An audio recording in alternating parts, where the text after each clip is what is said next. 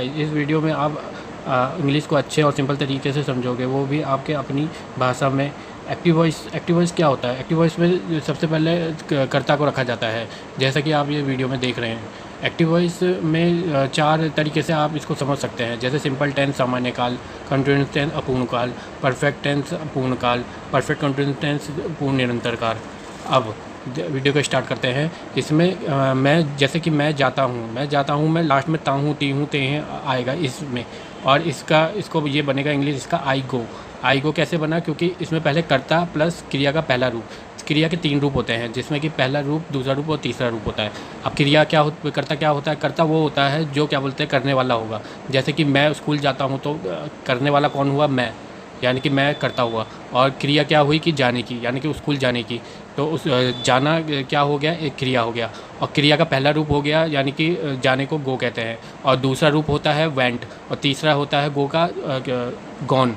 तो इसी तरीके से होता है। तो ये आप गूगल में देख सकते हैं, इसका पहला, दूसरा, तीसरा कर्ता का पहला रूप, जिसमें कि जैसे कि पहला आता है कि मैं जाता हूँ, इसमें लास्ट में ता हूँ आया है, इसलिए ये वाला रूप, ये वाला फार्मूला लगेगा। ये इंग्लिश फार्मूलों से जुड़ी हुई है। अगर आप एक बार फार्मूला ये रट लेंगे तो आप इंग्लिश आराम से सीख सकते हैं। जिसमें से कि पहला मैं एक्टिव वॉइस पढ़ा रहा हूँ। इसमें जैसे कि मैं जाता हूँ, मैं कौन हुआ? यानी कि मैं करता हूँ। तो कर्ता कौन हुआ? पहला कर्ता आएगा तो आई आएगा। और फिर उसके बाद क्रिया का पहला रूप, मतलब जाना को क्या कहेंगे? पहले गो मतलब आई गो, मैं जाता हूँ।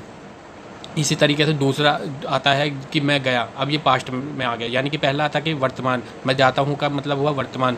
और मैं गया मतलब मैं भूतकाल में चला गया। और मैं जाऊँगा मतलब मैं भविष्य में जाऊँगा। तो इसी तरीके से 3 काल होते हैं, जिसको 4 भागों में बांटा गया है। पहले भाग में ये है कि ये सिंपल टेंस में बांटा गया है। इसमें मैं गया, यानी कि मैं जा चुका हूँ, यानी कि मैं गया। तो इसमें सिंपल है, यहाँ पे या गया या लिया या ये या आएगा। इसमें इसकी पहचान ये है, जिसमें कि मैं गया में आई वेंट, यानी कि कर्ता कौन हुआ? फॉर्मूले के हिसाब से देखें तो मैं। और क्या बोलते हैं, क्रिया का दूसरा रूप, यानी कि गो का दूसरा रूप होता है कर्ता का वेंट, इसलिए मैं आई वेंट, मैं गया। इस फॉर्मूले के हिसाब से ये बैठ रहा है। अब तीसरा, यानी कि मैं भविष्य में जा रहा हूँ। अब मैं जाऊँगा, यानी कि मैं भविष्य में कल जाऊँगा या जाऊँगा। तो इसमें आएगा कि कर्ता, पहले कर्ता क्या है कि मैं, यानी कि आई। और विल लगेगा इसमें प्लस, तो जाऊँगा, क्योंकि गा घी गे में आएगा विल।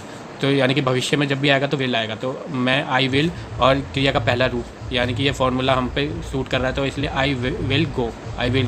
अब आया कंटिन्यूस टेंस, यानी कि अपूर्ण, यानी कि कंटिन्यूस जो चल रहा है लेकिन पूरा नहीं हुआ। और इसी प्रकार से ये होता है। इसी में वर्तमान, भूतकाल एंड भविष्य काल आता है। तो ये पूर्ण निरंतर काल है। तो अपूर्ण काल है कंटिन्यूस टेंस, यानी कि मैं जा रहा हूँ। इसकी पहचान क्या है? रहा हूँ। अभी मैं गया नहीं हूँ, मैं जा रहा हूँ, यानी कि कंटिन्यूस चल रहा है। इसलिए कर्ता प्लस एम इज़ आर और प्लस क्रिया में आईएनजी, इसकी पहचान आईएनजी है। इसका फॉर्मूला ये है। तो इसमें आया कि मैं मतलब आई कर्ता कौन हुआ है? इसमें मैं हूँ, तो आई आया पहले। तो फिर उसके बाद आई के साथ एम आता है ग्रामरिकली, तो इसलिए आई एम। और क्रिया क्या हो रही है? जाने की। तो यानी कि गो में प्लस क्रिया में क्या लगेगा? आईएनजी, तो आई एम गोइंग, इसीलिए।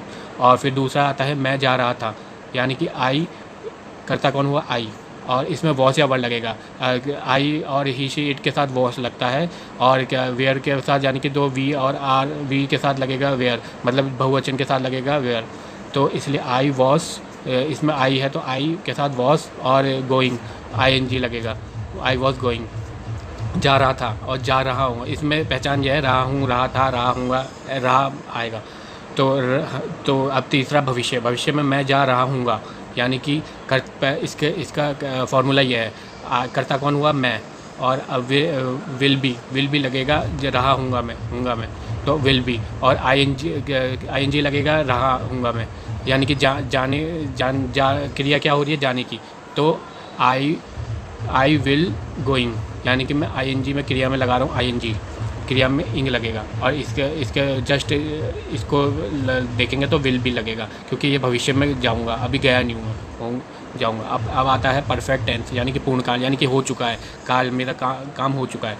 तो इसमें भी है प्रेजेंट, पास्ट एंड फ्यूचर, जिसमें कि मैं जा चुका हूँ, हैव, यानी कि ये देख रहे हैं आप, ये फॉर्मूला है कर्ता प्लस हैव, हैज़ एंड क्रिया में तीसरा रूप। अब आया तीसरा रूप, क्रिया में जो तीसरा रूप होता है वो देखते हैं हम। जैसे कि मैं जा चुका हूँ, आई हैव गॉन, गो का तीसरा रूप होता है गॉन।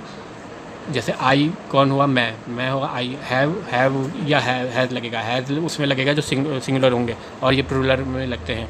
तो आई के साथ आई के साथ सिर्फ हैव ही लगता है। तो और ये हैज़ सिंगुलर में लगता है।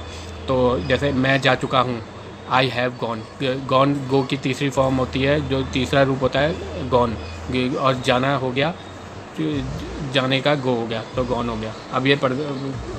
अब आता है मैं जा चुका था, आई के साथ करता, ये फॉर्मूला है, आई के साथ फिर हैड ही आएगा, चाहे प्लूरल हो या सिंगुलर हो, या कि और क्रिया में तीसरा रूप आएगा गॉन, यानी कि आई हैड गॉन, मैं जा चुका था। अब इसमें आता है मैं जा चुका हूँगा, यानी कि फ्यूचर में जा चुका हूँगा, तो आई के साथ विल हैव आएगा और क्रिया का तीसरा रूप आएगा gone, I will have gone, मैं जा चुका हूँगा। इसी तरीके से अब ये चौथा आता है, इसमें है परफेक्ट कंटिन्यूअस टेंस, यानी कि पूर्ण निरंतर कार्य। इसमें आता है कि जो कोई क्रिया हो रही है और जो बहुत पहले से हो रही है लेकिन अभी भी चल रही है, और या जो होने वाली है, ख़त्म होने वाली है। जैसे कि देखते हैं, वह सिखाता आ रहा है, ही हैज़ बीन टीचिंग, यानी कि करता पहला आ रहा है, करता वह, तो वह मतलब करता। अब हैज़ या हैव लगेगा, उसके बाद बीन लगेगा, यानी कि कोई क्रिया हो रही है और अभी भी चल रही है, यानी क्रिया में ing लगेगा, लेकिन फर्स्ट फॉर्म ing ही लगेगा। जैसे वह सिखाता आ रहा है, ही हैज़ बीन टीचिंग। इसी तरीके से प्रेजेंट पास्ट में लगाएं तो वह सिखाता आ रहा था, ही हैड बीन टीचिंग, यानी कि वह करता प्लस हैड बीन, क्रिया में ing लगेगा।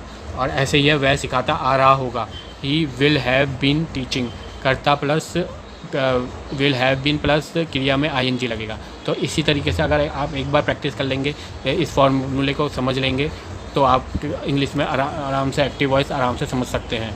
तो फिर मिलते हैं, बाय।